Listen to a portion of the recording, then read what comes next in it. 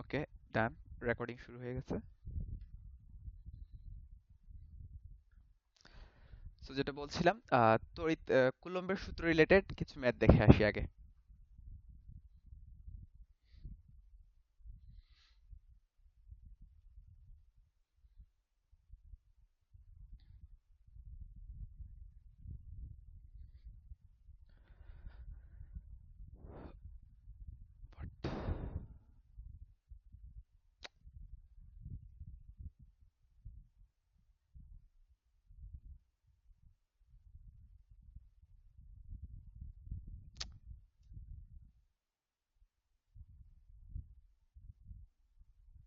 ওকে,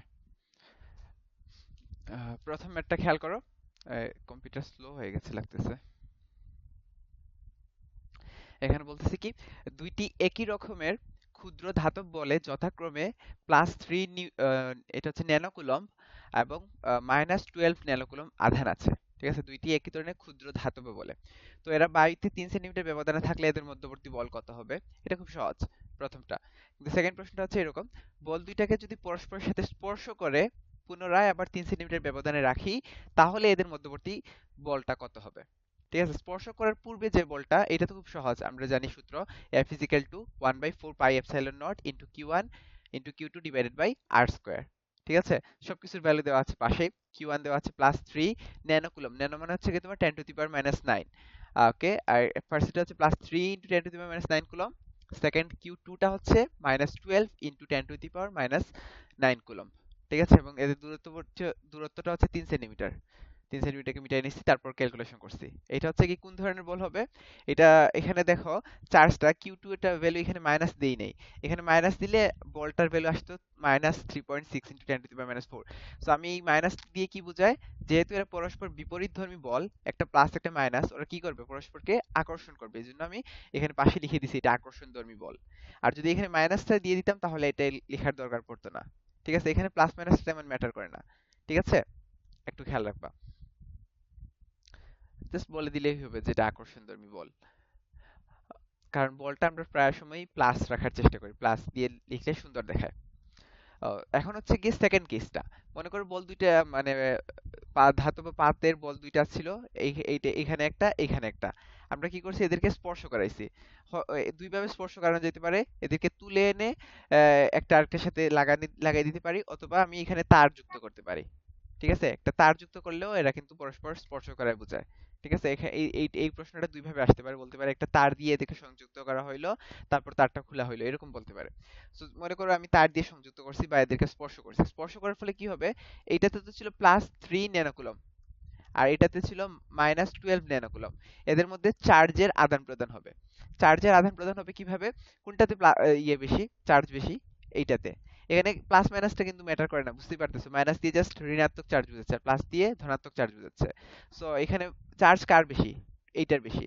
so এখান থেকে কি হবে, নেগেটিভ চার্জটা এটাতে যাবে। এটাতে যাওয়ার মানে নেগেটিভ চার্জটা কতক্ষণ পর্যন্ত যাবে, যতক্ষণ পর্যন্ত দুইজনের চার্জ সমতায় না আসতেছে। ঠিক আছে, দুইজনের চার্জ সমতায় আসার পর আর চার্জের কোনো প্রভাব হবে না। ঠিক আছে, তো স্পর্শ করার পর চার্জটা হবে, দুইটারই চার্জ সমান হয়ে যাবে। Q1 prime is equal two Q2 prime দিছি, এবং Q1 prime is equal two Q2 prime কি, এটা হচ্ছে গিয়ে তোমার Q1 plus Q2 divide by 2। এই যে আগে যে Q1 Q2 ছিল, এদের যোগফলের কে 2 দিয়ে ভাগ করতে হবে, মানে এদের যোগফলের গড়টা নিছি আর কি। ঠিক আছে, সো এটা এই টাইপের মেথড হয়তো তোমরা 9 10 ও করে আসছো, তারপর আরেকবার দেখাইলাম। সো Q1 এর ভ্যালু 3 ইন্টু 10⁻⁹, আর Q2 এর ভ্যালু -12 ইন্টু 10⁻⁹, এদেরকে ডিরেক্ট যোগ করছি আর কি। এটাকে বলা হয় অ্যালজেব্রিক্যাল যোগ, যেটা বীজগাণিতিক যোগ। এইটাই করছি এখানে। ঠিক আছে, এদেরকে 2 দ্বারা ভাগ করলে আসে তোমার -4.5 ইন্টু 10⁻⁹ কুলম। তার মানে দুইটা চার্জই তখন নেগেটিভ চার্জে পরিণত হয়ে যাবে। এটাকে এভাবে ব্যাখ্যা করতে পারো। এটা ছিল +3 কুলম। এই +3 কুলম এই -12 কুলমের সাথে নিষ্ক্রিয় হয়ে যাবে। -12 কুলমের -3, মানে +3 কে নিষ্ক্রিয় করতে কত লাগে, -3 লাগে। সো +3 -3 মিলে নিষ্ক্রিয় হয়ে গেছে। থাকলো কত, -12 থেকে যদি -3 চলে যায়, তাহলে থাকবে কত, -9 থাকবে। রাইট, এখন -9টা যদি থাকে, এই -9টা হচ্ছে এই দুইটা বলের মধ্যে ভাগ হবে। ঠিক আছে, -9 ডিভাইড বাই 2 কত হয়, 4.5 হয়। ঠিক আছে, সো মানে স্পর্শ করার পর, এখন স্পর্শ করার পর বলটা হবে এফ প্রাইম, বলটা তো চেঞ্জ হয়ে যাবে, সেই সূত্রটা one by four pi epsilon naught q one prime into q two prime divide by r square. আরটা আগের মতোই ছিল, প্রশ্নে বলে দিছে যে আরটা হচ্ছে কি সেম থাকবে, আগের মতোই 3 সেন্টিমিটার দূরত্বে দেখে স্থাপন করা হয়েছে। তো এখন কি হবে বলটা, যেহেতু দুইটা চার্জ হচ্ছে তোমার -4.5, মানে দুইটাই নেগেটিভ, সো একই ধরনের চার্জ, সমধর্মী চার্জ পরস্পরকে কি করে, বিকর্ষণ করে, এই জন্য এটা হচ্ছে কি তোমার বিকর্ষণ ধর্মী বল। ঠিক আছে, এমনিতেও মাইনাসে মাইনাসে প্লাস হয়ে যেত, তার মানে বুঝতেই পারতেছি এফ এর ভ্যালু প্লাস হলে এটা হচ্ছে কি তোমার বিকর্ষণধর্মী বল, আর যদি মাইনাস হয় তাহলে এটা হচ্ছে গিয়ে আকর্ষণধর্মী বল। ওকে, নেক্সট মেথে যাই, এটা সহজ ছিল।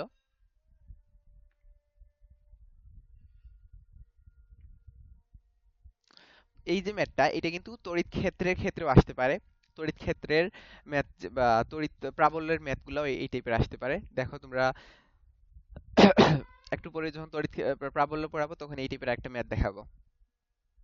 প্লাস 25 কুলম্ব আধানের একটি বিন্দু এ, অপর দুইটি আধান বি এবং সি এর মধ্যে একই রেখায় আছে। চিত্র দেখে বলি, প্রশ্নটা পড়তে আমার তোমরা প্রশ্ন পড়ো, আমি চিত্র দেখে বলি। এখানে +25 কুলম্বের একটা চার্জ আছে এ বিন্দুতে, এটা কার মাঝে রাখা হয়েছে, বি এবং সি এর মধ্যে রাখা হয়েছে। বি বিন্দুতে চার্জটা হচ্ছে -5 কুলম্ব, সি বিন্দুতে চার্জটা হচ্ছে তোমার -30 কুলম্ব। ঠিক আছে, এদের মধ্যে এরা হচ্ছে কি তোমার একটা সরলরেখার মধ্যে আছে, একই রেখার মধ্যে আছে।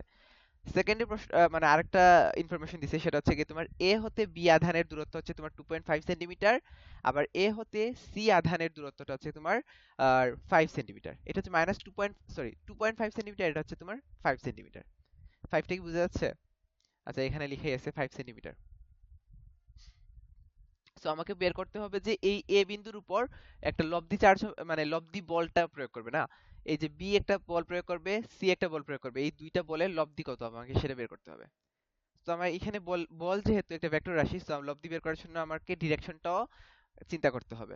কিভাবে ডিরেকশনটা চিন্তা করব? দেখো, ফার্স্টে বি বিন্দুর জন্য এ বিন্দুতে চার্জ, বা বি বিন্দুর চার্জের জন্য এ বিন্দুতে আহ, মানে যে বলটা লাভ করবে সেই বলটা, এখানে হচ্ছে বিটা হচ্ছে -5 আর এটা হচ্ছে +25। তো কে বড়? অবশ্যই +25 বড়, মানে +25 বলে বড় না, এমনিতেও বড়, 5 এর চেয়ে 25 বড়, নাম্বার এ বড়, তার মানে কি এই বড় মানে চার্জটা ছোট চার্জটাকে আকর্ষণ করবে নিজের দিকে, রাইট? আকর্ষণ বলটা তো এরকমই হওয়ার কথা, যেহেতু এরা পরস্পর মানে বিপরীতধর্মী চার্জ পরস্পরকে আকর্ষণ করবে, এবং আকর্ষণ বলটা কোন দিকে হবে? এই দিকে হবে। ডিরেকশনটা দেখতেছো, এইদিকে হবে, বি এ বরাবর। ঠিক আছে, এফ বি বি বিন্দুর জন্য চার্জটা বের করলাম, F1 = 1/4πε0 into 5 into 25 divide by 2.5 into 10⁻²। এখানে আর মাইনাসটা দেই নাই, যেহেতু এটা আকর্ষণধর্মী বল বুঝতেই পারতেছি, এবং এটা ডিরেকশন দিয়ে দিছি বি এ বরাবর, তার মানে আমার এখানে প্লাস মাইনাস আর দেওয়ার দরকার পড়বে না। ঠিক আছে, অ্যান্সারটা আসবে 1.8 ইনটু 10⁻15 নিউটন। কোন বরাবর? বি এ বরাবর যাচ্ছে। ঠিক আছে, এখন সি বিন্দুর জন্য বলটা বের করতে গেলে কি হবে? সি বিন্দু সি বিন্দুর এখানে দেখো, এটা 25, এটা -30, কোনটা বড়? এই 30টা বড়, সিটা বড়। সিটা বড় যদি হয় তাহলে এটা কোন দিকে আকর্ষণ করবে? এটাকে এইদিকে নিয়ে যাওয়ার চেষ্টা করবে, আর অলরেডি বিটাও এর দিকেই আসতেছে। ঠিক আছে, সো কি করবে, এইটা হচ্ছে কি তোমার এসি বরাবর হবে, বলটা ক্রিয়া করবে, বলটা হবে তোমার 1/4πε0 25 ইন্টু 30 ডিভাইড বাই এটার দূরত্ব কত, 5 সেন্টিমিটার, সো 5 ইন্টু 10⁻² মিটার নিছি আর কি। হোল স্কয়ার করো, তারপর ক্যালকুলেশন করলে যে মানটা আসে সেটা হচ্ছে তোমার 2.7 ইন্টু 10⁻15 নিউটন, যেটা কোন বরাবর কাজ করতেছে? এ সি বরাবর কাজ করতেছে, এইদিকে। তো দেখো দুইটা বলের ডিরেকশন একই দিকে, এই যে F1 বের করছে এটাও এদিকে, F2 বের করছে এটাও একই দিকে ডিরেকশন। আর আমরা জানি যদি দুইটা বলের ডিরেকশন একই দিকে হয় তাহলে তাদের লব্ধি বল কি হয়? এদের যোগফল হয়, জাস্ট আর কিছু না। সো এ বিন্দুতে লব্ধি বলটা হবে F = F1 প্লাস F2। তো দুইটার যোগফল করে দাও, ডিরেক্ট যোগফল করে দাও, এটা আসবে। এবং কোন দিকে ক্রিয়া করবে বলটা? বলটা ক্রিয়া করবে তোমার এসি বরাবর, যেহেতু দুইটাই একই দিকে ক্রিয়া করতেছে, বিএ বরাবর বলতে পারো, এসি বরাবর বলতে পারো, সমস্যা নাই, মানে ডিরেকশনটা কোন দিকে হবে বুঝতে পারতেছো। বুঝা গেছে এটা? ওকে, নেক্সট ম্যাথে যাই। এটা একটা ইম্পর্টেন্ট ম্যাথ, এটা হচ্ছে কি আমাদের এখন যে টাইপের ম্যাথ গুলো করতেছি ওইগুলোই কিন্তু তোমার তড়িৎ ক্ষেত্র মানে তড়িৎ প্রাবল্য বা মানে তড়িৎ বিভবের ক্ষেত্রে এই টাইপের ম্যাথ আসতে পারে। ঠিক আছে, যদি এখানে তড়িৎ বিভবের হইতো, মানে তড়িৎ বিভব তো একটা স্কেলার রাশি, যখন আমরা তড়িৎ বিভবে আসবো তখন বলবো মানে এই এই টাইপের ম্যাথ সেম প্রশ্ন আসতে পারে এরকম, যে তোমার একটা চার্জ আছে এখানে রাখা আছে, এটার দুই পাশে দুইটা চার্জ আছে, এখন বলতে পারে এই দুই চার্জের জন্য এইটার মানে কত তড়িৎ বিভব মানে হবে এখানে এ বিন্দুতে তড়িৎ বিভব বের করতে বলতে পারে। মানে এই বি এবং সি যদি এখানে দুইটা চার্জ থাকে, বলতে পারে তোমার এখানে তড়িৎ প্রাবল্য বলতে পারে, তড়িৎ বিভব বলতে পারে, আবার কুলম্ব বলও বের করতে পারে, বলা হইতে পারে। সো একই টাইপের ম্যাথ তিনটা ক্যাটাগরির আন্ডারেই পড়ে। যেহেতু আমি এইগুলো মানে তড়িৎ প্রাবল্য বা তড়িৎ বিভবের ম্যাথগুলো করি নাই, সো এখন আর এটা বলতেছি না, জাস্ট মনে রাখো। তারপরে বলা যায়, কারণ হচ্ছে তোমরা তো একটু একটু হইলেও ধারণা আছে তড়িৎ প্রাবল্য যেটা, তড়িৎ প্রাবল্যের ম্যাথ নিশ্চয়ই করে আসছো, তড়িৎ বিভবের ম্যাথ হয়তো তেমন একটা করা হয় নাই, কিন্তু তড়িৎ প্রাবল্যের ম্যাথ তো করছো। তড়িৎ প্রাবল্য এরকম বলতো না যে তোমার এখানে একটা চার্জ আছে এখানে একটা চার্জ আছে, এই নিষ্ক্রিয় বিন্দুটা বের করো, মানে এই এখানে যদি একটা একক ধনাত্মক আধান স্থাপন করা হয় তাহলে সেটা কোন বিন্দুতে কোনো বল লাভ করবে না, বা নিষ্ক্রিয় বিন্দু বের করা, এই টাইপের ম্যাথ কিন্তু করে আসছো 9 10। সো এই ম্যাথটাই যদি বলতো এখানে 25 কুলম্বের চার্জ রাখা হয়েছে, তাহলে এই এ বিন্দুতে তড়িৎ ক্ষেত্রটা বের করো, এই টাইপের ম্যাথ আসতে পারে। আহ, না, 25 কুলম্ব রাখলে মনে হয় তড়িৎ ক্ষেত্রের টাইপ হইতে পারে না। বা যদি চিন্তা করো তোমার আর এখানে বিভব বের করতে বলতো, বিভব কিন্তু স্কেলার রাশি, তড়িৎ প্রাবল্য হচ্ছে ভেক্টর রাশি, বিভব হচ্ছে স্কেলার রাশি। বিভবের ক্ষেত্রে আমরা এখানে প্লাস মাইনাস নিয়ে চিন্তা করতে আহ, মানে যদি মানটা প্লাস আসতো তাহলে প্লাস রাখতে হইতো, মাইনাস আসলে মাইনাস রাখতে হইতো, আর যোগ করতে হলে ওই প্লাস মাইনাস রেখেই যোগ করতে হইতো। তো এগুলো আমরা পরে দেখবো, যেহেতু এটা মানে এগুলো একটু পড়া হয় নাই, তো পরে দেখবো এগুলা। বাট এই টাইপের ম্যাথ থাকবে, বিশেষ করে এই যে 3 নাম্বার যে ম্যাথটা, 3 নাম্বার ম্যাথটা তোমরা আহ, এখন তো এই চ্যাপ্টারটা হচ্ছে গিয়ে তোমার অনেক বড় একটা চ্যাপ্টার এবং অনেকগুলা টপিকস আছে। সো কুলম্বের সূত্র থেকে ম্যাথ পরীক্ষায় আসার সম্ভাবনা খুবই কম, কারণ কুলম্বের সূত্র এটা 9 10-এর পড়া। তো 9 10-এর পড়া থেকে প্রশ্ন খুব বেশি করে না, কিন্তু যদি কখনো করে দেয় আর কি। তো এই যে এই ম্যাথটার কনসেপ্টটা হচ্ছে কি তোমার তড়িৎ প্রাবল্যের ক্ষেত্রে কাজে লাগবে এবং বিভবের ক্ষেত্রে কাজে লাগবে। এই যে এটা প্রশ্নটা পড়ি। +3 মাইক্রোকুলম্বের একটি চার্জ আর কি, মানে +3 মাইক্রোকুলম্বের 4টি বিন্দু আধানকে 4 সেন্টিমিটার বাহু বিশিষ্ট একটি বর্গক্ষেত্রের চার কোণায় স্থাপন করা হলো। মানে +3 মাইক্রোকুলম্ব, চার কোণায় চারটা একই ধরনের, মানে এই সবগুলাতেই +3 মাইক্রোকুলম্ব চার্জ স্থাপন করা হয়েছে একটা বর্গক্ষেত্রের বাহু কত, 40 সেন্টিমিটার, এটা 40 সেন্টিমিটার, এটাও 40 সেন্টিমিটার, এটাও 40, এটাও 40। সো যে কোনো একটি আধানের উপর কুলম্ব বল বের করতে বলতেছে, যে কোনো একটা আধান, তুমি এইটাও ধরতে পারো, এইটাও ধরতে পারো, এইটাও ধরতে পারো, আমি সুবিধার জন্য এইটা ধরলাম। ডি বিন্দুতে যে আধানটা রাখা হয়েছে, কারণ সবগুলো আধান তো সেম, এটাও 3 কুলম্ব, এটাও 3 কুলম্ব, এটাও 3 কুলম্ব, যে কোনো একটার উপর আমি ইয়ে করতে পারি। অথবা যদি প্রশ্ন বলা হইতো চার কোণায় চার ধরনের চারটা চার্জ রাখা হয়েছে, এটা 3, এটা 5, এটা 4, এটা 6, এরকম হইতো, তা এবং বলে দিত যে 3 কুলম্ব বা 2 কুলম্বের যে চার্জটা আছে সেটার উপর তুমি কুলম্ব বল নির্ণয় করো, তাহলে কিন্তু সেম কাজই হইতো, জাস্ট তখন প্রশ্নে উল্লেখ করে দিত যে যে কোনো চার্জ না বলে একটা স্পেসিফিক চার্জ বলে দিত। ঠিক আছে, সো আমরা সলভ করার আগে আমি একটা চিত্রটা এঁকে নিই, এই টাইপের কিছু কিছু ম্যাথে চিত্র আঁকতে হবে। যেমন একটা বর্গক্ষেত্র রাখলাম, বর্গক্ষেত্রে চার কোণায় চারটা চার্জ বসাইলাম এবং এদের দূরত্বটাও দিলাম, এ থেকে ডি এর দূরত্ব 40 সেন্টিমিটার, এ বি এর দূরত্ব 40 সেন্টিমিটার, বি সি এর দূরত্ব 40 সেন্টিমিটার, সি ডি এর দূরত্ব 40 সেন্টিমিটার। তো আমি ফার্স্টে লিখে রাখলাম A B equal to B C equal to C D equal to D A equal to 0.4 মিটার। ওকে, এখন আমি ধরছি যে আমি ডি বিন্দুতে যে চার্জটা আছে +3 মাইক্রোকুলম, এই আধানের উপর কুলম্ব বল নির্ণয় করব। তো এই আধানের উপর দেখো কোন কোনটা বল ক্রিয়া করবে বলো তো। শুধু কি এ এ এটার উপর বল প্রয়োগ করবে? অবশ্যই না, এ করবে, সি ও করবে, বি ও করবে। এই তিনটা বলই হচ্ছে কি তোমার এই ডি এর উপর ক্রিয়া করবে। ঠিক আছে, আমাকে এই তিনটা বলের লব্ধি বলটা বের করতে হবে। ওকে, তিনটা বলের লব্ধি বল বের করতে হবে।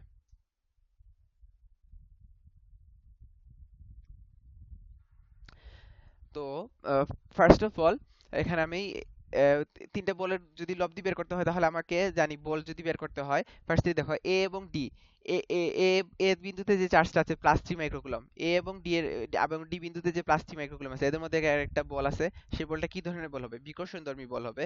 পরস্পরকে বিকর্ষণ করবে। বিকর্ষণ করবে কোন দিকে? এই দিকে বিকর্ষণ করতেছে ধরলাম। ঠিক আছে, এটা এই ডি কে এই দিকে বিকর্ষণ করতেছে। ঠিক আছে, এটা ডিরেকশন এই দিকে দিলাম, একটু বের করে দেওয়া লাগবে। আর সিটাও সেম, সিটা ডি কে কোন দিকে বিকর্ষণ করবে? এই দিকে বিকর্ষণ করবে, রাইট? এই দিকে বিকর্ষণ করতেছে, বিকর্ষণের দিকটা এইদিকে দিলাম। তারপর হচ্ছে কি তোমার ডি, সরি বি, বি হচ্ছে কি তোমার +3 মাইক্রোকুলম, এইটাও তোমার ডি বিন্দুর যে চার্জটা আছে সেটাকে বিকর্ষণ করবে, এবং এটার ডিরেকশনটা হবে এই দিকে। ঠিক আছে, তো এখন দেখো তিনটা বল বিকর্ষণ করতেছিলাম, তিনটা বলের লব্ধি বের করে তো একটু ঝামেলা। তো ফার্স্টে আমরা কি করব, এই দুইটা বলের লব্ধি আগে বের করব, এবং এই দুইটা বলের লব্ধি কোন দুইটা বুঝতেছো? F1 এবং F3। এই যে F1 টা হচ্ছে কি তোমার এ এ এ এর জন্য যে বলটা, আর সি এর জন্য বলটা হচ্ছে তোমার F3। এখন এদের লব্ধিটা বের করব, তাহলে হয়ে যাবে তোমার, এদের লব্ধিটা বের করলে কি হবে? দুইটা বল রিডিউস হয়ে একটা বলে পরিণত হয়ে যাবে। তখন এইখানে একটা বল থাকবে আর F2 আরেকটা বল থাকবে। এই দুইটা বল যোগ করলেই তখন আমরা আমরা হচ্ছে কি তোমার ডি বিন্দুর উপর লব্ধি কুলম্ব বলটা বের করতে পারবো।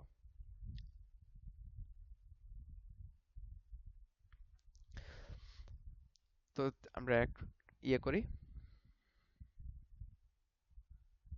ফার্স্ট অফ অল, হ্যাঁ আরেকটা জিনিস লাগে। যদি দুইটা চার্জের মধ্যকার বল বের করতে হলে কি লাগে? চার্জ দুইটার মান লাগে এবং এদের মধ্যবর্তী দূরত্ব লাগে। এ এবং ডি এর মধ্যবর্তী দূরত্ব কত? 40 সেন্টিমিটার, এটা বলেই দেওয়া আছে। এবং ডি এবং সি এর মধ্যবর্তী দূরত্ব 40 সেন্টিমিটার, এটা বলে দেওয়া আছে। জাস্ট বলে দেয় নাই বি এবং ডি এর মধ্যবর্তী দূরত্ব। বি এবং ডি এর মধ্যবর্তী দূরত্ব কিন্তু আমরা বের করতে পারবো। বিডি কি? বিডি হচ্ছে তোমার কর্ণ, বর্গক্ষেত্রের কর্ণ। আমরা জানি বর্গক্ষেত্রের কর্ণের সূত্র হচ্ছে তোমার √2a। ঠিক আছে, এটা কি? এটা হচ্ছে কি তোমার বর্গক্ষেত্রের বাহু। সো √2 × 0.4 হচ্ছে কি তোমার বিডি কর্ণের দৈর্ঘ্য। সো বিডি কর্ণের দৈর্ঘ্যটাও বের হয়ে গেল। ঠিক আছে, আমি সবগুলো দূরত্ব পেয়ে গেছি। তো এ বিন্দুর জন্য ফার্স্টে বলটা বের করি। F1, F1 হবে 1/4πε0 ইন্টু Q1 ইন্টু Q2। দেখো Q1 এবং Q2 দুইটাই সমান, 3 × 10⁻⁶ দুইটাই। সো এই জন্য 3 × 10⁻⁶ হোল স্কয়ার করে দিছি। দূরত্ব কত? 40 সেন্টিমিটার, এটাকে মিটারে নিয়ে 0.4 স্কয়ার করে দিছি। তারপর ক্যালকুলেশন করো, ক্যালকুলেশন করলে এটা আসবে 0.506 নিউটন। আচ্ছা, এখানে 1/4πε এর ভ্যালু কিন্তু 9 × 10⁹ এটা ফার্স্ট মেথে জাস্ট লিখছি, এরপরে আর লিখতেছি না, তোমরা যেহেতু জানো। সো এগুলো একটু ক্যালকুলেটরে বসায় তোমরা ক্যালকুলেশনটা করে দেখবা। F1 এর ভ্যালু আসবে 0.506 নিউটন। কোন বরাবর কাজ করতেছে বলো? এটা কাজ করতেছে এডি বাহু বরাবর, এডি বরাবর এইদিকে কাজ করবে। তারপর ঠিক একইভাবে বি এর জন্য আমরা বের করব F2। বি এর জন্য F2 টা হবে same, 3 × 10⁻⁶ whole square divided by, দেখো এটা হবে বিডি স্কয়ার। বিডি এর ভ্যালুটা এখানে বের করে রাখছি, যেহেতু বি বিন্দু থেকে ডি বিন্দুর দূরত্ব হচ্ছে 0.566 মিটার। সো এই বিডি স্কয়ারটা বসাইতে হবে এখানে, এবং দিকটা কোন দিকে হবে? বিডি বরাবর, এই বিডি বরাবর। ঠিক আছে, F2 টা বের করে রাখলাম। ঠিক একইভাবে সি বিন্দুর জন্য F3 বের করি, 1/4πε0 3 × 10⁻⁶ স্কয়ার ডিভাইডেড বাই 0.4 স্কয়ার। যেহেতু সিডি এর দূরত্ব হচ্ছে তোমার 0.4 মিটার, এই জন্য। এবং এটা ডিরেকশন কোন দিকে হবে এটা লিখি নাই, সিডি বরাবর হবে এটা ডিরেকশন, এই দিকে সিডি বরাবর এটা ডিরেকশন হবে। এখন খেয়াল করো, F1 এবং F3 এদের মধ্যবর্তী কোণ কত বলো তো? এদের মধ্যবর্তী কোণটা দেখেই বোঝা যাচ্ছে এটা 90 ডিগ্রি, এবং এটা যেহেতু এটা বর্গক্ষেত্র, সো এইটাও 90 ডিগ্রি, এইটাও 90 ডিগ্রি, এইটাও 90 ডিগ্রি, সবগুলোই 90 ডিগ্রি। সো এই কোণটা হচ্ছে 90 ডিগ্রি। আমরা জানি F1 এবং F3 যদি 90 ডিগ্রি হয়, তাদের লব্ধিটা কত হবে? তাদের লব্ধিটা হবে √ কত? F1 square plus F3 square. F1 এবং F3 এখানে লিখি নাই, অনেক অনেক কিছু লিখা যাইতো হয়তো, যে F1 এবং F3 পরস্পর লব্ধ। সো এদের লব্ধি বলটা হবে √F1 square plus F3 square. তোমরা এইগুলো ভেক্টরে পড়ে আসছো।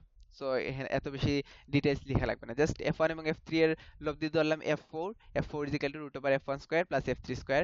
ক্যালকুলেশন করো, ক্যালকুলেশন করলে আসবে 0.715 নিউটন। সো এখানে একটা জিনিস উল্লেখ করার প্রয়োজন ছিল, F1, F4 এবং F2 এর ডিরেকশনটা একই। কিভাবে একই একটু বুঝো। এখানে তো বললেই হবে না, আমি চিত্র আঁকলেই হবে না, আমাকে একটু ব্যাখ্যাও দিতে হবে। এটা আমি লিখি নাই, কিন্তু তোমরা যদি দাও ব্যাখ্যাটা তাহলে বেটার হয়। কারণ দেখো, তুমি F1 এবং F2 যেহেতু হচ্ছে কি তোমার পরস্পর সমান বল, খেয়াল করে দেখছো, F1 ও 0.506, F3 ও 0.506। আমরা জানি কি, যদি দুইটা সমান বল হয়, দুইটা সমান বলের লব্ধিটা কি করে? সমান বলের লব্ধিটা হচ্ছে কি তোমার তাদের মধ্যবর্তী কোণটাকে সমান ভাগে ভাগ করে। মনে আছে tan θ = tan α/2? ভেক্টরের ক্ষেত্রে পড়ছিলা। যদি তোমার দুইটা ভেক্টর সমান ভেক্টর আর আলফা কোণে ক্রিয়া করে, যদি সমান ভেক্টর আলফা কোণে ক্রিয়া করে, তাহলে তোমার আর ওই থিটা কোণটা, থিটা মানে যে কি বলবো, লব্ধিটা হচ্ছে যে কোনো একটা বলের সাথে যে কোণটা উৎপন্ন করে সেই কোণটা ওই এদের মধ্যবর্তী কোণটাকে সমান দুই ভাগে ভাগ করে। Tan theta is equal to alpha by two, that means theta is equal to alpha by two ছিল, মনে আছে কিনা? আলফাটা কি? আলফাটা হচ্ছে কি তোমার দুইটা বলের মধ্যবর্তী কোণ। এখানে দুইটা বলের মধ্যবর্তী কোণ কত? 90 ডিগ্রি। তাহলে আলফাটা কত হবে? 45 ডিগ্রি হবে। এইটাও 45 ডিগ্রি হবে, এইটাও 45 ডিগ্রি হবে। তার মানে যদি লব্ধিটা কোণ বরাবর কাজ করতেছে, লব্ধিতে এই বরাবর কাজ করবে। এবং এই 45 ডিগ্রি মানে বুঝতেছি যে এইটা হচ্ছে কর্ণ বরাবর কাজ করতেছে, এই বর্গের কর্ণ বরাবর কাজ করতেছে। সো এইখান থেকেই আমরা বুঝলাম F2 এবং F4 কি পরস্পর একই দিকে ক্রিয়াশীল। এখানে লিখে দিছি F2 এবং F4 একই দিকে ক্রিয়াশীল। F4টা কি ছিল? F4টা ছিল F1 এবং F3 এর লব্ধি। দেখো এই F1 এবং F3 কে রিডিউস করে একটা বল F4 এ বানাইছি। এখন F4 এবং F2 যেহেতু একই দিকে ক্রিয়াশীল, সো এদের লব্ধি হবে F is equal to F2 plus F4। F2 এর ভ্যালু তো আগেই বের করে রাখছি 0.253, এবং F4 এর ভ্যালু একটু আগে পাইলাম 0.715। এ থেকে যোগ করে দাও এবং ডিরেকশনটা হবে তোমার বিডি বরাবর, 0.97 নিউটন বল। এবং যেহেতু দুইটা বল একই দিকে ক্রিয়া করতেছে, সো এদের ডিরেকশনটা হবে বিডি বরাবর বাহিরের দিকে আর কি। এই যে বিডি বরাবর বাহিরের দিকে, এই দিকে হবে তোমার লাস্ট মানে বলটা। ঠিক আছে? এই টাইপের ম্যাথ ইয়েতেও আসতে পারে, তোমার তড়িৎ ক্ষেত্রের হিসাবেও আসতে পারে, বলতে পারে ডি বিন্দুতে তড়িৎ ক্ষেত্র বের করো, লাস্টের ম্যাথ। এটা খুব সহজ একটা ম্যাথ। হ্যাঁ, একটু ইয়ে হয়ে গেছে লাগতেছে। আচ্ছা, তোমরা কি ক্লিয়ার দেখতে পাচ্ছ? লাস্টের দিকে একটু তাড়াহুড়া করছি, এই জন্য একটু মনে হয় ইয়ে হয়ে গেছে। আচ্ছা ঠিক আছে। 0.1 গ্রাম ভরের কোনো সোলার বলে -20 কুলম্ব চার্জ আছে। এখানে মাইনাস হবে, এটা -20 কুলম্ব চার্জ আছে একটা 0.1 গ্রাম ভরের কোন একটা সোলার বল। ওই বলটির ঠিক 2 সেন্টিমিটার উপরে উপরে বলতেছে, এবং বায়ুতে বিপরীত কত চার্জের আরো একটি বল রাখলে সোলার বলটি সাম্যাবস্থায় থাকবে। সাম্যাবস্থায় থাকা মানে কি? এটাকে কোনো ফোর্স না দিয়ে এটাকে ঝুলাই রাখছো, বুঝতে পারতেছো কিভাবে সাম্যাবস্থায় থাকবে? মনে করো হচ্ছে কি আমার এইটা হচ্ছে কি সোলার বলটা Q1 চার্জ, এটাতে হচ্ছে কি তোমার -Q1 চার্জ আছে। এখন -Q1 চার্জটা তো এমনি এমনি তো বাড়িতে থাকবে না, তার ভর কি mg, বলটার বস্তুটার ইয়ে দেওয়া আছে, ভর দেওয়া আছে 0.1 গ্রাম। তার মানে 0.1 গ্রাম এটার ওজন থাকবে। ওজনটা কোন দিকে ক্রিয়া করে? নিচের দিকে ক্রিয়া করে, আমরা জানি ওজন নিচের দিকে ক্রিয়া করে। সো এইটাকে যদি আমি বায়ুতে সাম্যাবস্থায় রাখতে চাই, এখানে যদি স্থির রাখতে চাই, তাহলে কি করতে হবে? অবশ্যই উপরের দিকে একটা ফোর্স দিতে হবে। এখন উপরের দিকে ফোর্স কিভাবে দেওয়া সম্ভব? এটা যেহেতু মাইনাস চার্জ, অবশ্যই এখানে একটা প্লাস চার্জ দিলে কি করবে? প্লাস চার্জটা এটাকে আকর্ষণ করবে, এবং এই আকর্ষণ বলটা কি করবে? এই আকর্ষণ বলটা হবে যদি এফ, এই এফটা যদি এই এমজি এর সমান হইতে পারে, তাহলেই কি করবে? এই বলটা এই বায়ুতে সাম্যাবস্থায় থাকবে। ঠিক আছে? আমার প্রশ্ন হচ্ছে যে এই ঠিক 2 সেন্টিমিটার উপরে, এটা হচ্ছে কি এই বলটাকে এখানে আঁকা উচিত ছিল। ঠিক আছে? এই ঠিক 2 সেন্টিমিটার উপরে, ঠিক 2 সেন্টিমিটার উপরে কত মানের চার্জ, এইখানে কত মানের চার্জ রাখলে সেটা তোমাকে এই এই এমজি বলটাকে, মানে এই এই ছোট Q1 চার্জের বলটাকে, সোলার বলটাকে সাম্যাবস্থায় রাখতে পারবে। সহজ হিসাব, এমজি এই নিচের দিকে কাজ করতেছে, এই এমজি এর সমান যদি এদের মধ্যকার আকর্ষণ বল এফটা যদি সমান হয়ে যায়, তাহলে কি হবে? এটা উপরের দিকে কাজ করবে, এটা নিচের দিকে কাজ করবে। সো আলটিমেটলি সোলার বলটা সাম্যাবস্থায় থাকবে। বুঝে গেছে কনসেপ্টটা? এখন আমরা ক্যালকুলেশন করি। আমাকে বের করতে হবে কিউ টু এর ভ্যালুটা কত। কিউ টু এর ভ্যালুটা কত? এটা প্রশ্নেই বলে দিছে, এটা বিপরীত চার্জের। বিপরীত চার্জের কারণ কি? যদি এটা সমচার্জ হইতো তাহলে কি হতো? এটাকে আর এটাকে বিকর্ষণ করে নিচের দিকে ফেলে দিত, তাহলে কি কোনো লাভ হইতো? তখন তার সাম্যাবস্থা থাকতো না। তো এই জন্য হচ্ছে বলেই দিছে যে এটা বিপরীত চার্জের হইতে হবে। তো সাম্যাবস্থার জন্য সোলার বলের মধ্যকার আকর্ষণ বল, মানে আরেকটা সোলার বলই মনে করে রাখছি, এই দুইটার মধ্যে আকর্ষণ বল এবং সোলার বলের ওজন সমান হইতে হবে। আমরা ওজন জানি mg, এবং আকর্ষণ বলটা কত হবে? 1/4πε0 q1 into q2 divide by r square. এখানে আর কত? আর হচ্ছে 2 সেন্টিমিটার বলেই দিছে। তো সবকিছু ভ্যালু বসাও। গ্রামে আছে এই ওজনটা, এটাকে কেজিতে নিছি 0.1 ইন্টু 10⁻³ কেজি। আর হচ্ছে কি এটা 8টা সেন্টিমিটার ছিল, এটাকে মিটারে নিছি, তারপর স্কয়ার করছি। mg 9.8 হচ্ছে তোমার গ্র্যাভিটি, অভিকর্ষজ ত্বরণের ভ্যালু। এবং কি Q1 দেওয়া আছে, Q1 হচ্ছে তোমার 20 কুলম্ব। এটাকে মাইনাস দিলেও চলে, না দিলেও চলে, সমস্যা না। এখানে মাইনাস না দেওয়াই বেটার, কারণ হচ্ছে কি তোমার যেহেতু আমি বলটা নিয়ে কাজ করতেছি, ঠিক আছে? সো আমার বুঝতেই পারতেছো বলটা আকর্ষণধর্মী বল, সো এখানে মাইনাসটা না দিলেই চলবে। মাইনাস দিলে আবার কি হবে, মাইনাস দিলে দেখবা যে তোমার কিউ টেবিলটা মাইনাস চলে আসবে, তোমার মনে হবে যে তুমি ইয়ে কি করছো, যে এই চার্জটা তো বলে দিছে বিপরীত চার্জের হইতে হবে, বিপরীত কত চার্জের, সো এটা যদি মাইনাস আসে তাহলে তো আর হবে না, সো এখানে মাইনাস দিবা না, ঠিক আছে। সো কিউ টেবিল আসবে 2.18 ইন্টু 10⁻18 কুলম, ঠিক আছে। তার মানে এত চার্জের একটা চার্জ এখানে রাখতে হবে, 2.18 ইন্টু 10⁻18 কুলম চার্জের। ধনাত্মক চার্জ রাখলে এদের মধ্যকার আকর্ষণ বলটা উপরের দিকে ক্রিয়া করবে, আর তোমার এমজিটা নিচের দিকে ক্রিয়া করবে, সো আলটিমেটলি বলটা ইয়ে থাকবে, সাম্যাবস্থায় থাকবে।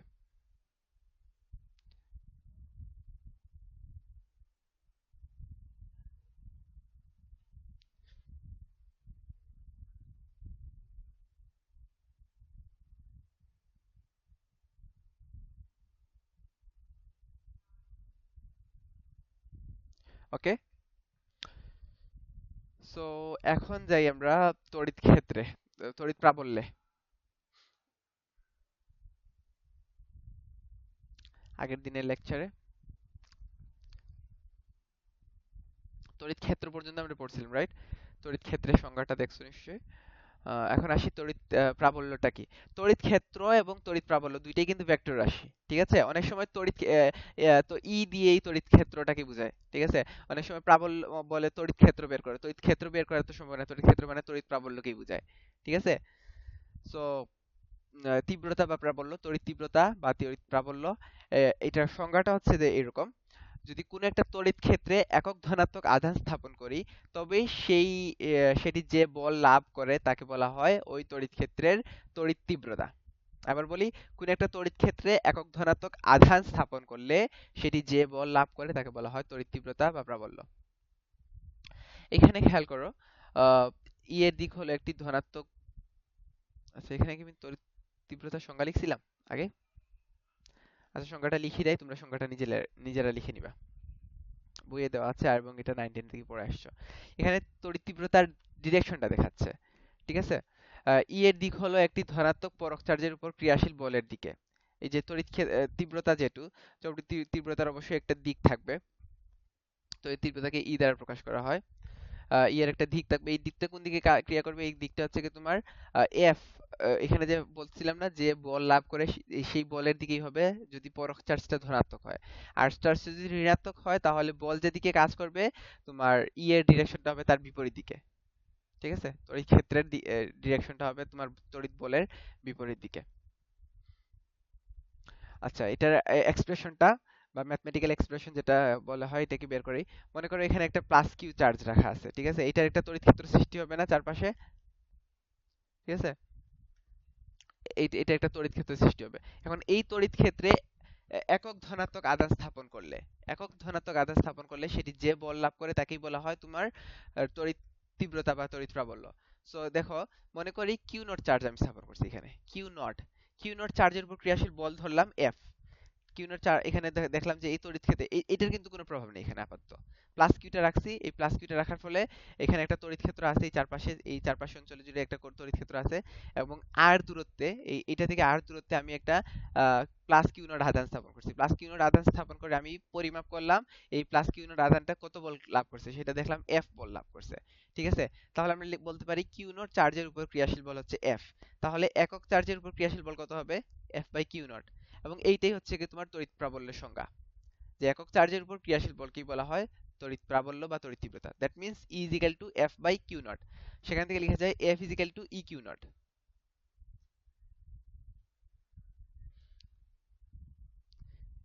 বুঝা গেছে? So E is equal to F by Q naught. So এই টাইপ, এখানে এই ইকুয়েশনটা কখন ইউজ করবা বলে দেই। এই ইকুয়েশনটা ইউজ করবা এইভাবে, যখন প্রশ্নে বলা থাকবে, এখানে একটা এক্সাম্পল দিছি, 5 কুলম চার্জ স্থাপনে 10 নিউটন বল লাভ করে। মনে করো কোন একটা তড়িৎ ক্ষেত্রে, তড়িৎ ক্ষেত্রটা কোন আধানের জন্য সৃষ্টি হয়েছে সেটা ম্যাটার না, সেটা হচ্ছে গিয়ে লাগবে না। আমি বলছি 5 কুলম চার্জ স্থাপন করছি একটা তড়িৎ ক্ষেত্রে, 5 কুলম চার্জ স্থাপন করছি, স্থাপন করার ফলে এই 5 কুলমের চার্জটা 10 নিউটন বল লাভ করছে, ওই তড়িৎ ক্ষেত্রটা বের করো। তাহলে এখানে এই যে 5 কুলম, এটা কিসে, কোন 5 কুলম? এটা হচ্ছে তোমার কিউ নট, ঠিক আছে। এটা হচ্ছে কিউ নট, এবং আমার এফটা দেওয়া আছে 10 নিউটন, ইটা বের করতে বলছে। তোমরা ইটা ইয়েতে চ্যাট বক্সে লিখে দাও। 5 কুলম, কোন একটি তড়িৎ ক্ষেত্রে 5 কুলম চার্জ স্থাপনে 10 নিউটন বল লাভ করে, ই ইজ ইকুয়াল টু হোয়াট, এটা চ্যাট বক্সে লিখো। বুঝতে পারছো আমার প্রশ্ন? তড়িৎ তীব্রতা কত হবে?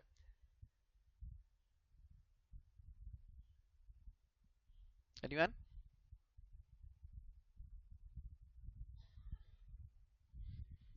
2, ইয়েস। হ্যাঁ, E is equal to F by Q naught, that means F হচ্ছে 10 নিউটন, Q naught টা হচ্ছে 5, 10 by 5 হচ্ছে 2।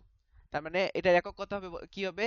F এর একক হচ্ছে নিউটন, আর Q naught এর একক হচ্ছে কুলম, that means E এর একক হবে নিউটন পার কুলম। ওকে, 2 নিউটন পার কুলম, এটাই হচ্ছে কি তোমার E এর ভ্যালু। বুঝতে পারছো? এই ইকুয়েশনটা কখন ইউজ করবা? E is equal to F by Q naught। E এর আরেকটা ইকুয়েশন আছে, একটু পরে দেখতেছি সেটা। এটা ইউজ করবো আমরা যদি বলা হয় প্রশ্নটা এরকম, যে এত চার্জ স্থাপনে ওই চার্জটাই, মানে যে চার্জটা স্থাপন করছি সেই চার্জটা এত বল লাভ করছি, তখন আমরা এই ইকুয়েশনটা ইউজ করবো। আর আরেকটা ইকুয়েশন ইউজ করবো কখন, একটু পরে বলতেছি। কুলম্বের সূত্রানুসারে আমরা পাইছি F is equal to হচ্ছে তোমার আর 1/4πε0 Q into Q naught by R square। এখানেই, এখানে এই যে তড়িৎ ক্ষেত্রটা সৃষ্টি হয়েছে কার জন্য সৃষ্টি হয়েছে? এই প্লাস কিউ আধানের জন্য না? সো এই এফ, এই কিউ এবং কিউ নট এর মধ্যকার আকর্ষণ বলটা আমরা কুলম্বের সূত্রানুসারে বের করতে পারি 1/4πε0 Q into Q naught divide by R square. ধরলাম যে এই কিউ নটটা হচ্ছে কিউ থেকে আর দূরত্বে আছে। আবার ই ইজ ইকুয়াল টু দেখছি এফ বাই কিউ নট, ঠিক আছে? ই ইজ ইকুয়াল টু দেখছি এফ বাই কিউ নট। আমি এখন কি করব, এই এফ এর ভ্যালুটা, এই এফ এর ভ্যালুটা এখানে বসাই দিব, E is equal to F by Q নটে বসাই দিব। তাহলে দাঁড়াবে 1/4πε0 Q into Q naught divide by R square into 1 by Q naught, এই যে কিউ নটটা। তাহলে কিউ নট কাটা যাবে, that means E is equal to দাঁড়াবে 1/4πε0 into Q by R square. দেখো এখানে কিন্তু এই কিউ আর কিউ নট কিন্তু সেম না। তো যদি এই ইকুয়েশনটা কখন ইউজ করবা, ই is equal to 1/4πε0 Q by R square, এইটাই আমরা বেশিরভাগ ইউজ করব।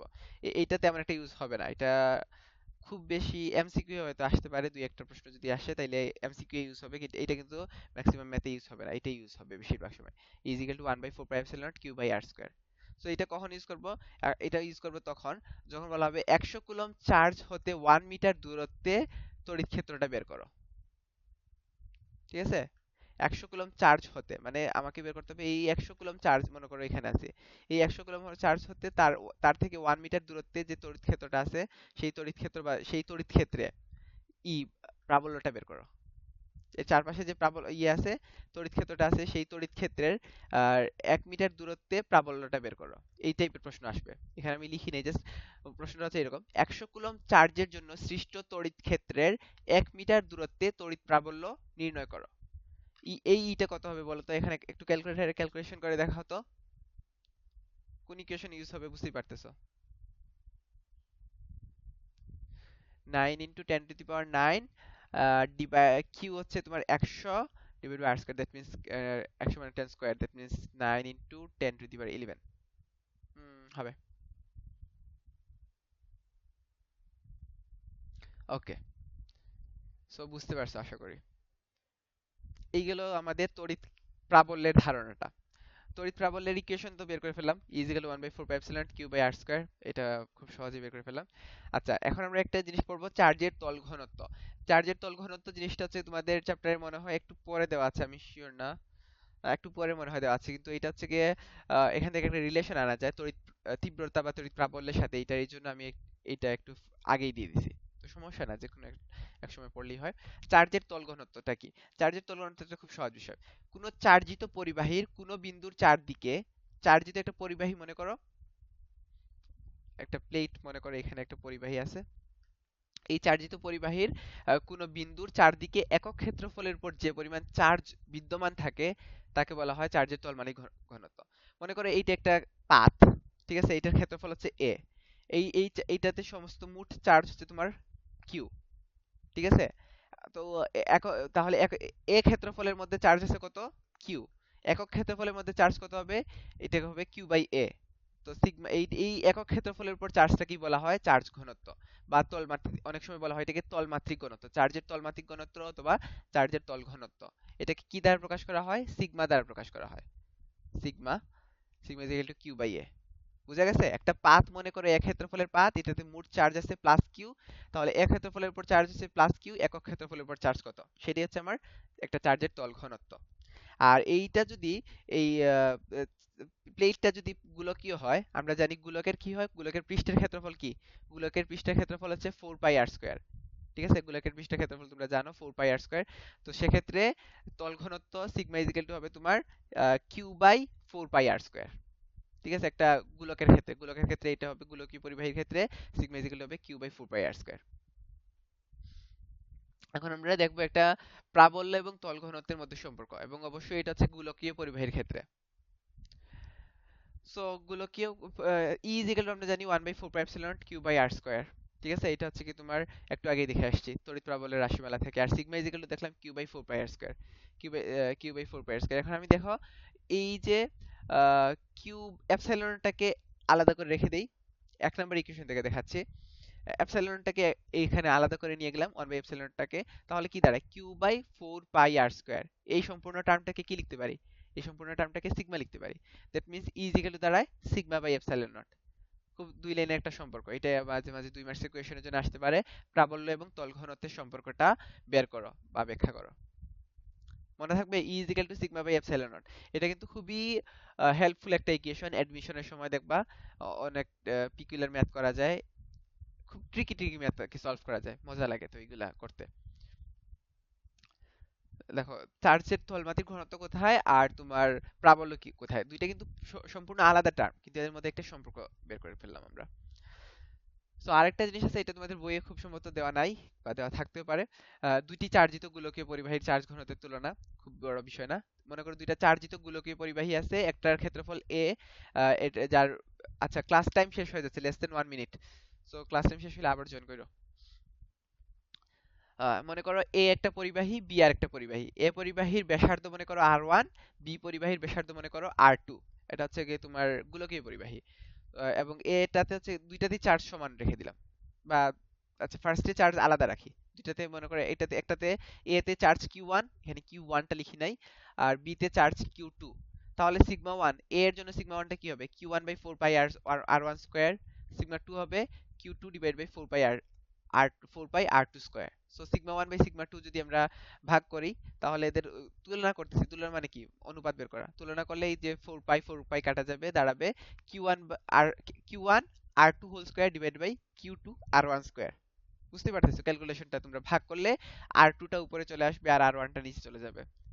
আর কিউ 1 কিউ 2 তো মানে উপরেই আছে, সো এটা এদের।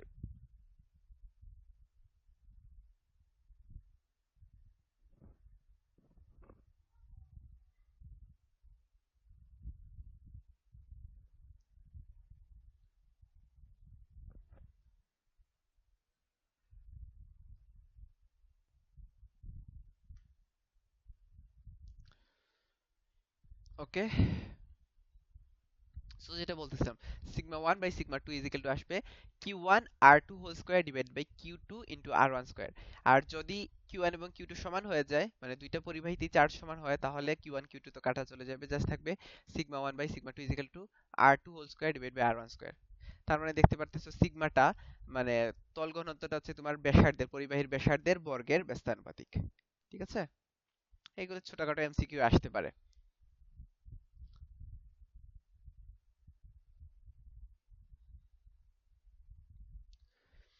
ওকে, তাহলে তোমরা এক কাজ করো, আমিও ক্যালকুলেশন করি, তোমরাও ক্যালকুলেশন করো, তারপর ইয়েটা আনসারটা দিও এখানে চ্যাট বক্সে। খেয়াল করো, দুটি পিতল বলের ব্যাসার্ধ 0.02 মিটার এবং 0.06 মিটার, দুইটা পিতল বলের ব্যাসার্ধ।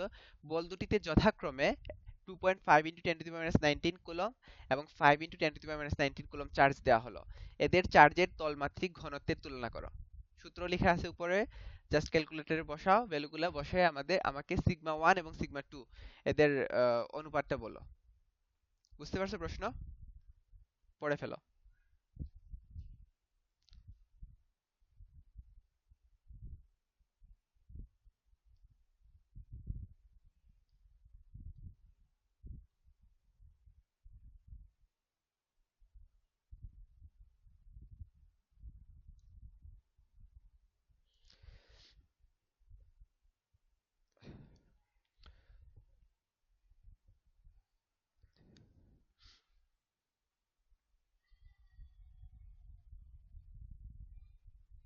হ্যাঁ, 4.5, অথবা তুমি বলতে পারো 9:2।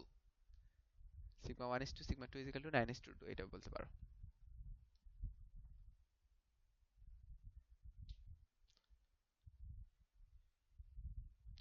ওকে, বাকিদের মিলছে, মিলার কথা।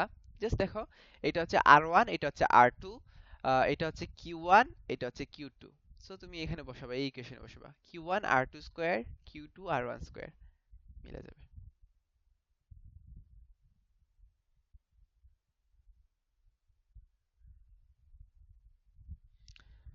ওকে, আমরা একটু আগেই তড়িৎ প্রাবল্য পড়ছিলাম না? এখন তড়িৎ প্রাবল্যের এই ম্যাথগুলোর সলিউশন দেওয়া নাই। আমি এক কাজ করি, এটা হোয়াইট বোর্ডে গিয়ে করি, এখানের হোয়াইট বোর্ডে, নাকি এখানেই করে ফেলবো, দেখি ট্রাই করি এখানে যদি জায়গা হয়। খেয়াল করো প্রশ্নটা আমি মানে চিত্র দিয়ে বুঝাচ্ছি। দুটি ক্ষুদ্র গোলক এ এবং বি, এটা হচ্ছে এ, এটা হচ্ছে বি, এদের যথাক্রমে 9 কুলম্ব চার্জ, এ তে 9 কুলম্ব চার্জ এবং বি তে 16 কুলম্ব চার্জ আছে, দুইটি অবশ্যই পজিটিভ। এবং এদের মধ্যবর্তী দূরত্ব হচ্ছে 0.28 মিটার, এদের মধ্যবর্তী দূরত্ব হচ্ছে 0.28 মিটার। আমাকে বলছে, প্রশ্নটা হচ্ছে কোন বিন্দুতে, এই এদের সংযোগ রেখার মধ্যবর্তী কোন বিন্দুতে উভয় চার্জের জন্য প্রাবল্য সমান বা নিষ্ক্রিয় বিন্দু পাওয়া যাবে,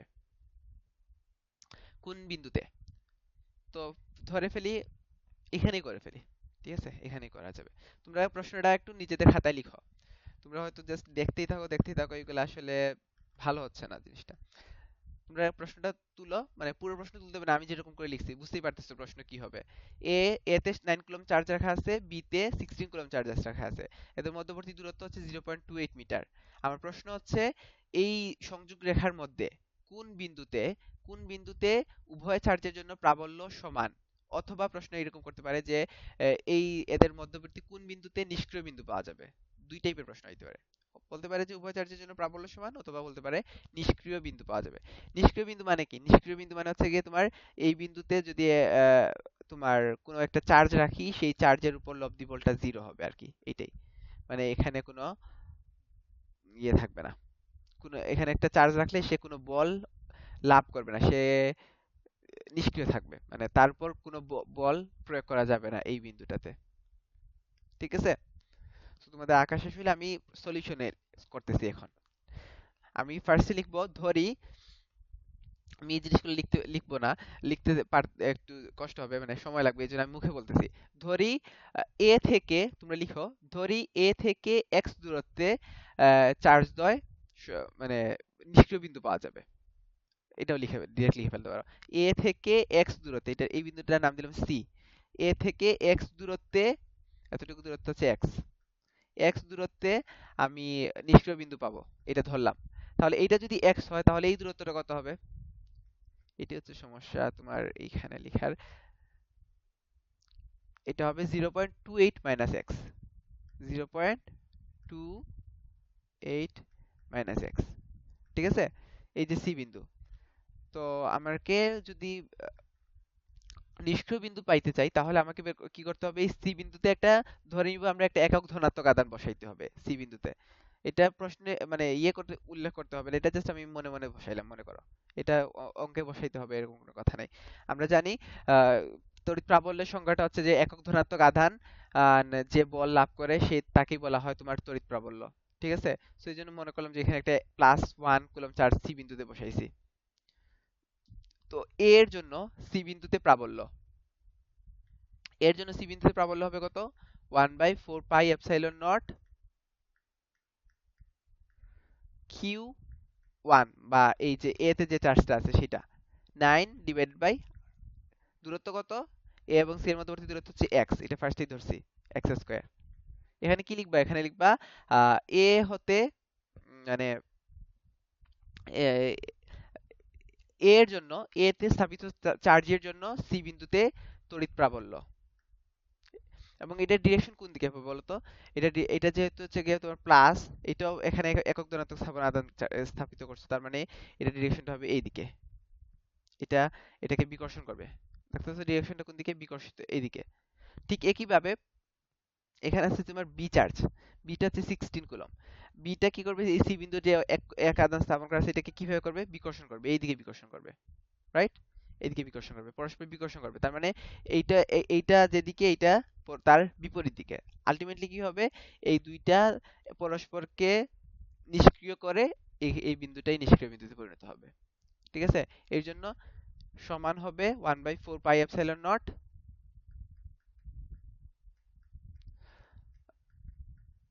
16 ডিভাইডেড বাই কত হবে বলো তো? 16 থেকে সি এর দূরত্ব কত? বি থেকে সি এর দূরত্ব ধরছিলাম 0.28 মাইনাস এক্স, এই 0.28 মাইনাস এক্স হোল স্কয়ার হবে।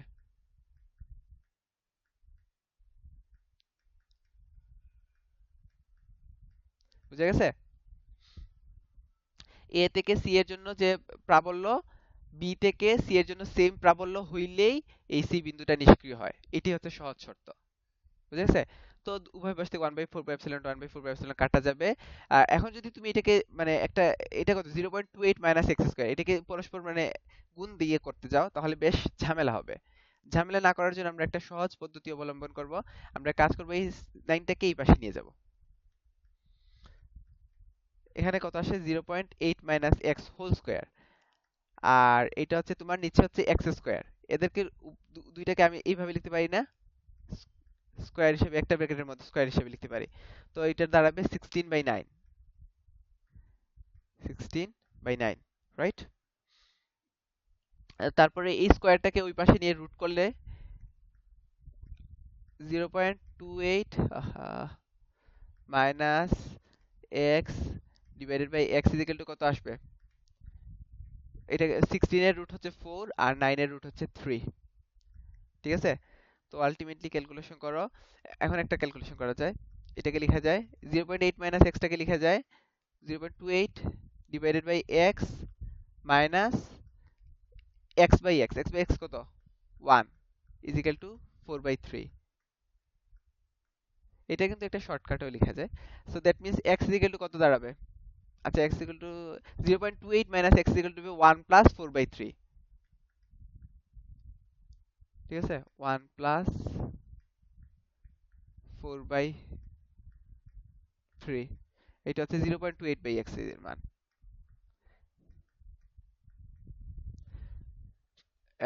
That means 7/3। কেউ কি এক্স এর ভ্যালুটা বের করতে পারছো? 0.12, রাইট। আমি দেখি একটু চেক করে। এক্স এর ভ্যালুটা আসবে তোমার 3 ইন্টু 0.28 ডিভাইডেড বাই 7। হ্যাঁ, 0.12। দ্যাট মিন্স এ থেকে বাকি ক্যালকুলেশন নিজেরা করে ফেলো। পারবা না? 0.828 divide by x equal to 7/3, x এর ভ্যালুটা বের করবা।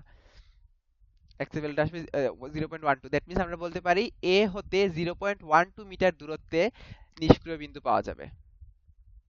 এটা উল্লেখ করে দিতে হবে কোন চার্জ থেকে কত দূরত্বে, এটা উল্লেখ করে দিতে হবে। এ থেকে 0.12 মিটার দূরত্বে নিষ্ক্রিয় বিন্দুটা পাওয়া যাবে। ভাইয়া ফার্স্টের দুই লাইনটা কিভাবে লিখবো? যে 0.28 আর 0.28 মাইনাস এক্স যে। আচ্ছা, এটা ফার্স্টে দুই লাইন ভাবে লিখবা।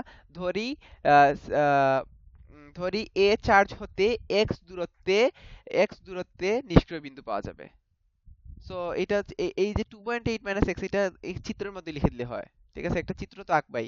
তুমি এখানে দেখাই দিলা এ থেকে এটা সি বিন্দুর দূর হচ্ছে এক্স, তাহলে বি থেকে এটা দূরত্ব 2.28 মাইনাস এক্স। বুঝতেই পারতেছো, এটা চিত্রে লিখে দিলে চলবে। ওকে। আচ্ছা, ঠিক আছে ভাইয়া। সো এটার যদি তুমি এখানে 0.28 মাইনাস এক্স টাকে ভাঙাই ফেলো স্কয়ার, মানে এ মাইনাস বি হোল স্কয়ার সূত্র দিয়ে, তাহলে কিন্তু বেশ ঝামেলা হয়ে যাবে। কিন্তু এই এই যে কাজটা করলে এটা একটু ইজি হয়ে যায়। বুঝছো? এখানে ক্যালকুলেশনটা বুঝে গেছে আশা করি। এখানে কিন্তু রুট করছি, স্কয়ারটাকে ওই পাশে গিয়ে রুট করছে এখানে।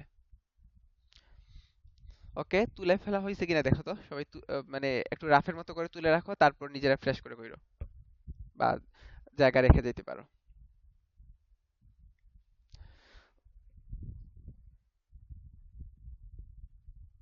ওকে,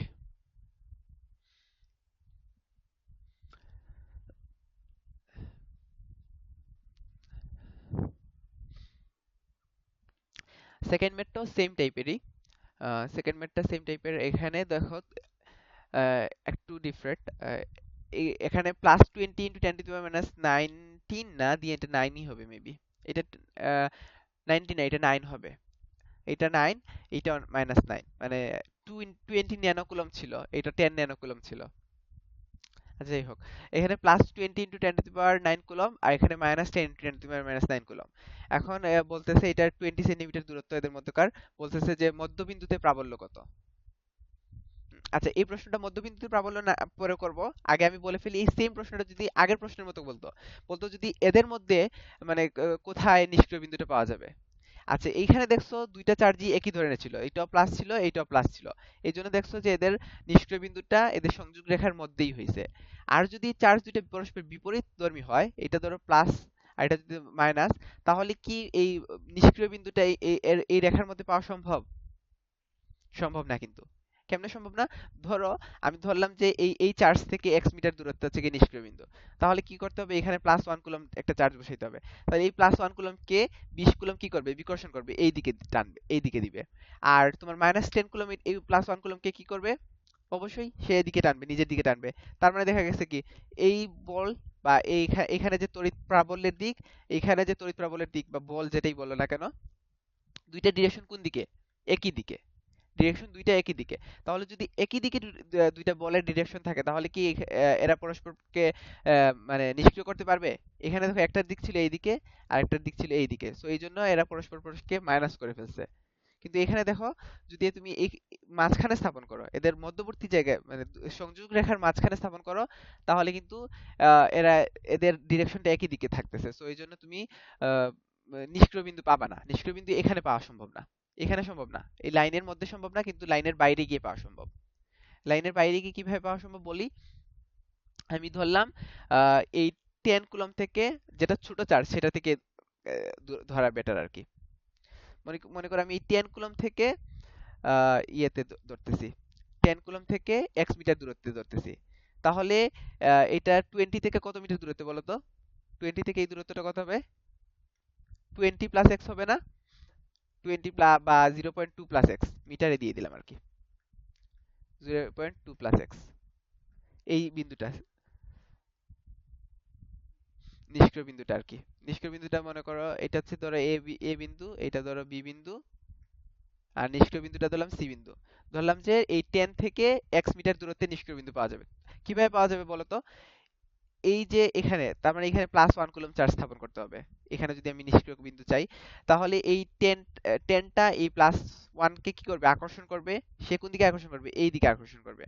আর তোমার টোয়েন্টিটা ওয়ানকে কি করবে? বিকর্ষণ করবে। সে তো আর এদিকে আনতে চাইবে না, সে চাইবে এটাকে আরো দূরে ঠেলে দিতে। তো এই দিকে বিকর্ষণ করতেছে। তো এখন দেখো, মানে ফোর্স দুইটা ডিরেকশন বিপরীত কিনা। এটা ফোর্স আর এটা ফোর্স পরস্পর বিপরীত না? সো এই যে বিপরীত ফোর্স গুলো পরস্পরকে মানে মাইনাস করে দিবে, পরস্পরকে ক্যান্সেল আউট করে এই সি বিন্দুটা নিষ্ক্রিয় বিন্দু পাওয়া যাবে। বুঝা গেছে? তার মানে আমাদের যদি চার্জ দুইটা মানে বিপরীতধর্মী হয়, তাহলে লাইনের মধ্যে যদি আমরা ধরি, তাহলে নিষ্ক্রিয় বিন্দু পাবো না। লাইনের মধ্যে নিষ্ক্রিয় বিন্দু ধরা যাবে না, লাইনের বাইরে গিয়ে নিষ্ক্রিয় বিন্দু ধরতে পারো। তো এটাকে অন্যভাবে একটু ভাবে চিন্তা করতে পারো। মানে এটা তো চার্জ কম, 10 কুলম ছোট না, এই 20 কুলম তো বেশি। 10 কুলম মানে কতটুকু আর আকর্ষণ করতে পারবে? এই জন্য তার কাছে বলটা রাখা উচিত। ঠিক আছে?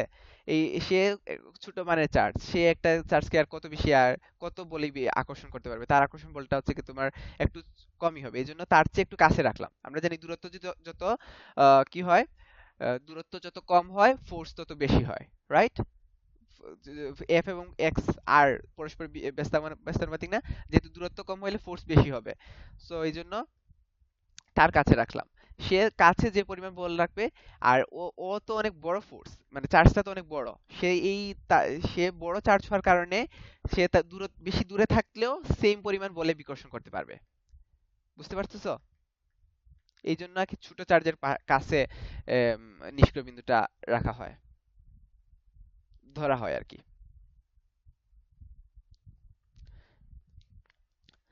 ওকে, এই টাইপের ম্যাথ তো আমি দেই নাই, তোমরা বইয়ে দেখতে পারো, হয়তো আছে, প্লাস মাইনাস দিয়ে ম্যাথ থাকতে পারে, একটু চেক করবা। কিন্তু এই ম্যাথটা যেটা দেওয়া আছে এখানে, যে এক্সাম্পলটা দেওয়া আছে, এটাতে কিন্তু এইটা বললে, এটাতে বলছে মধ্যবিন্দুতে প্রাবল্য বের করো।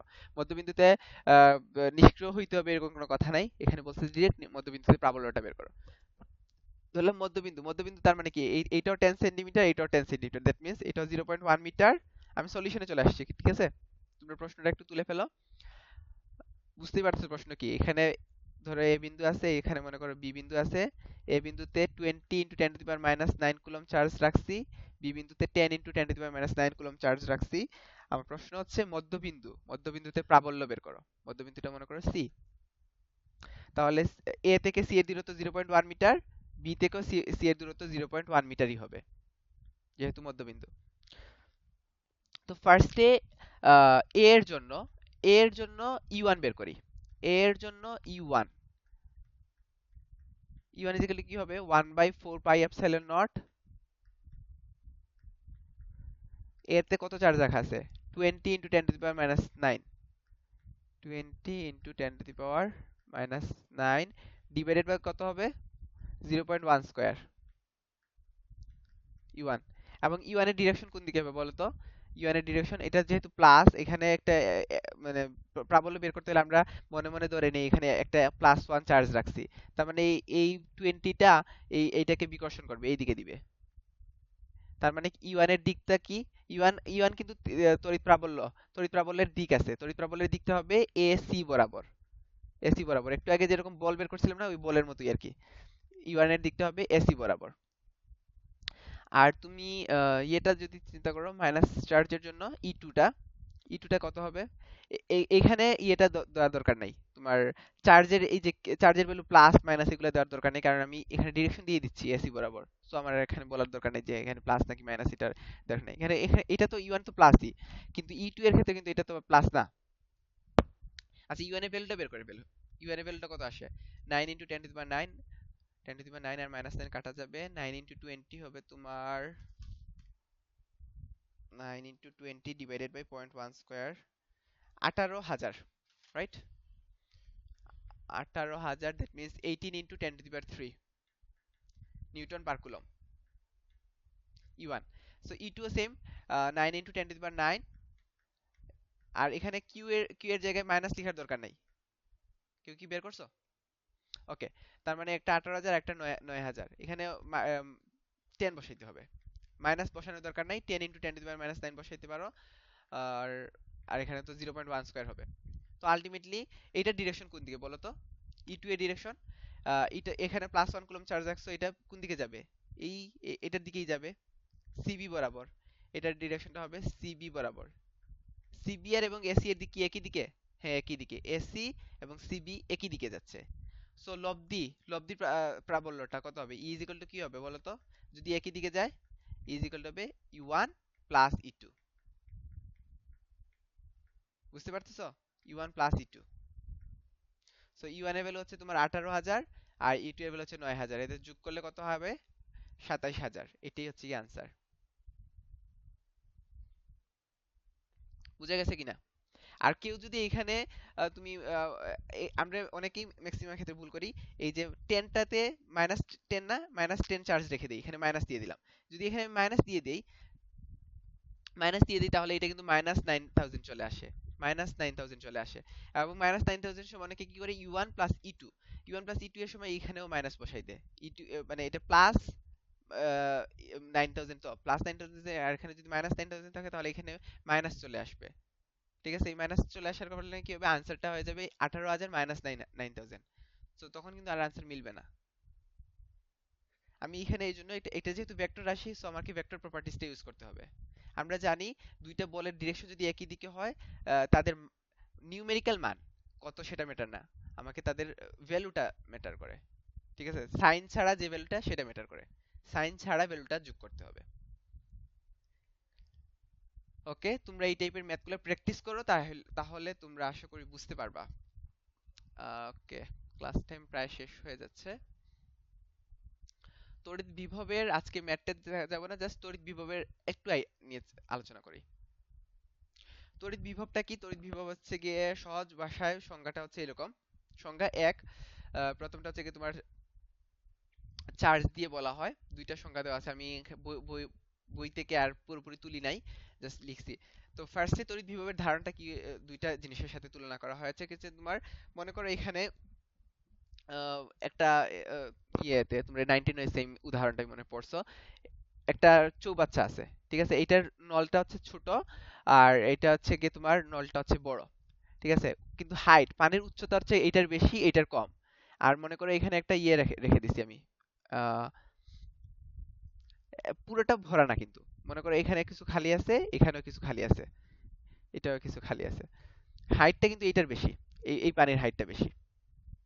সো এখানে একটা তালা দেওয়া আছে, একটা কি বলা হয় এটাকে, স্ক্রু দ্বারা বন্ধ আছে। এখন যদি আমি স্ক্রুটা খুলে দেই, তাহলে বলো তো পানি এই দিক থেকে এই দিকে যাবে নাকি এই দিক থেকে এই দিকে যাবে? মানে ছোটটার দিকে যাবে না বড়টার দিকে যাবে? তোমরা জানো এখানে কিন্তু পানি বেশি, এখানে পানির পরিমাণ বেশি, কিন্তু এখানে পানির পরিমাণ কম। কিন্তু এই পানির হাইটটা ছোট, এই পানির হাইটটা উঁচু।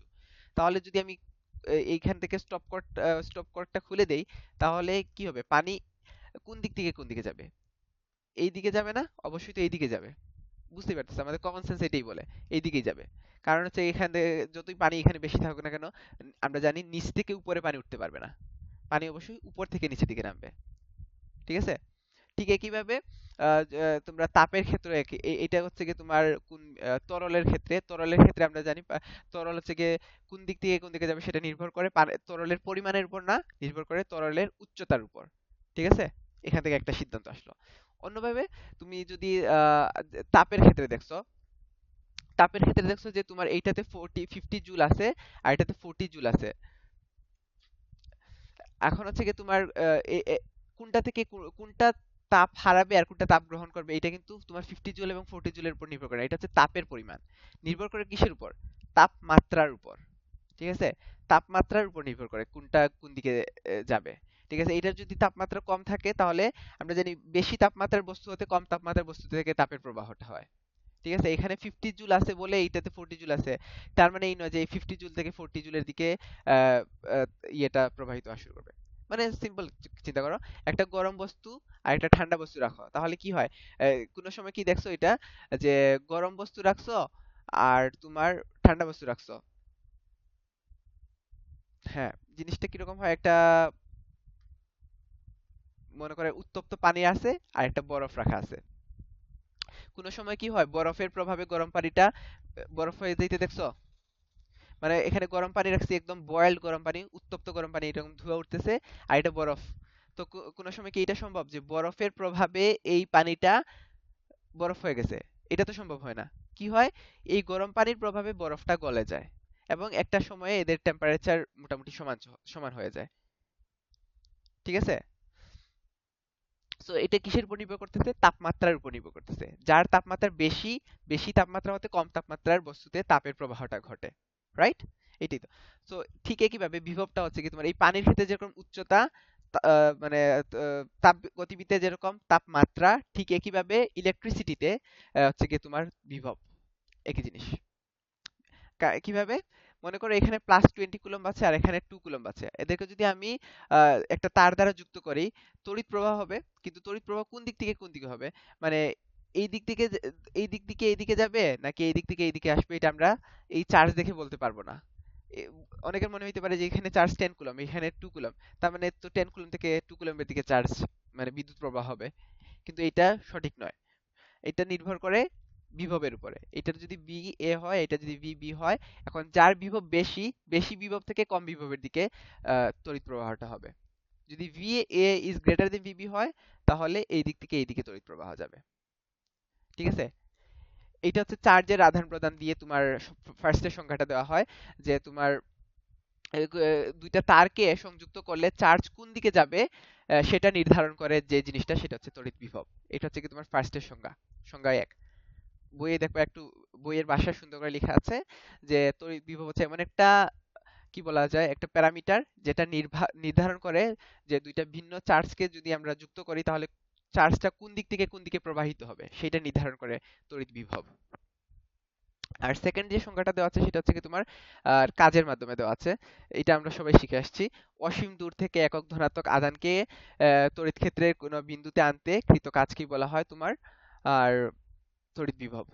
তড়িৎ ক্ষেত্রে কোনো বিন্দুতে আনতে যে কাজ সম্পন্ন হয় তাকে বলা হয় তড়িৎ বিভব। মনে করো অসীম দূরত্ব থেকে কিউ চার্জকে আনতে আমি ডাব্লিউ পরিমাণ কাজ করতে হয়েছে, তাহলে একক ধনাত্মক চার্জকে আনতে কৃত কাজ কত হবে? W by q. এই ডাব্লিউ বাই কিউ হচ্ছে তোমার তড়িৎ বিভব, অর্থাৎ V is equal to W by q. অনেক সময় এটাকে del V is equal to del W by q লেখা হয়। আর ভি এর এককটা হচ্ছে তোমার জুল পার কুলম, এটা কাজের একক জুল আর চার্জের একক কুলম। জুল পার কুলম না বলে আমরা বিভবের একককে এক এক কথায় বলি ভোল্ট। তার মানে জুল পার কুলম যে কথা, ভোল্ট একই কথা। ওকে, 1 ভোল্ট বিভব বলতে কি বোঝায় বলো তো? 1 ভোল্ট বিভব বলতে বোঝায় যে তুমি আহ অসীম দূরত্ব থেকে 1 কুলম্ব ধনাত্মক আধানকে যদি তড়িৎ ক্ষেত্রের কোনো বিন্দুতে আনতে 1 জুল কাজ সম্পন্ন হয়, তখন বলা হয় এই তড়িৎ ক্ষেত্রের বিভব 1 ভোল্ট। 1 ভোল্ট বিভবের সংজ্ঞাটাও বইয়ে দেওয়া আছে। বিভবের চিহ্ন আছে, বিভব স্কেলার রাশি। সো মানে আমরা একটু আগে বলছি তড়িৎ ক্ষেত্রের ক্ষেত্রে কিন্তু ওই ডিরেকশনটা ম্যাটার করে, কিন্তু বিভব হচ্ছে গিয়ে স্কেলার রাশি। বিভব স্কেলার রাশি, এটার ক্ষেত্রে বিভবের কোনো দিক নাই। সো এটার মানটা মানে বিভব পজিটিভ হইতে পারে, নেগেটিভ হইতে পারে। ঠিক আছে, বিভবটা পজিটিভ হইতে পারে, নেগেটিভ হইতে পারে। এখানে দেওয়া আছে ধন চার্জের জন্য ক্ষেত্র, সমধর্মী চার্জ, বিকর্ষণ বল। সমধর্মী চার্জ পরস্পরকে বিকর্ষণ করে, সো বিভবটা হবে প্লাস। আর ঋণাত্মক চার্জের ক্ষেত্রে তোমার আকর্ষণ বল অনুভব হয়, আকর্ষণ বল হইলে বিভব মাইনাস হয়। ঠিক আছে, এগুলো আমরা ম্যাথ করার সময় দেখবো যে বিভব প্লাস মাইনাস যেরকম আছে সেরকমই বসাইতে হয়। বিভবের ক্ষেত্রে কোনো ইয়ে করা যায় না। তুমি তড়িৎ ক্ষেত্রের মতো ডিরেকশন দিয়ে দিলে মাইনাস দিতে হইতো না, রাইট? তড়িৎ ক্ষেত্রে একটু আগে দেখছি, যদি আমি ডিরেকশন পাশে লিখে দিই তাহলে মাইনাসটা দেওয়া লাগতো না। কিন্তু বিভবের যেহেতু কোনো ডিরেকশন নাই, সো ওইটার ভ্যালুটা যেরকম আসবে সেরকম বসাইতে হবে। প্লাস আসলে প্লাস, মাইনাস আসলে মাইনাস। বিভব একটা স্কেলার রাশি। ওকে, এতটুকুই থাক। নেক্সট দিন আমরা বিভবের রাশিমালা নির্ণয় করব, বিভবের রাশিমালাটা বের করব, তারপর হচ্ছে গিয়ে তোমার এই যে বিভবের রাশিমালা দেওয়া আছে, বিভবের রাশিমালা বের করব, বিভবের ম্যাথগুলো করব। নেক্সট দিন মনে হয় এই 3টা টপিকস শেষ হয়ে যাবে। তড়িৎ ক্ষেত্র, প্রাবল্য, আহ, তড়িৎ ক্ষেত্র তো শেষই, মানে তড়িৎ প্রাবল্য আর বিভবের ম্যাথগুলো করে ফেলবো। আর কুলম্বের ম্যাথ তো আজকে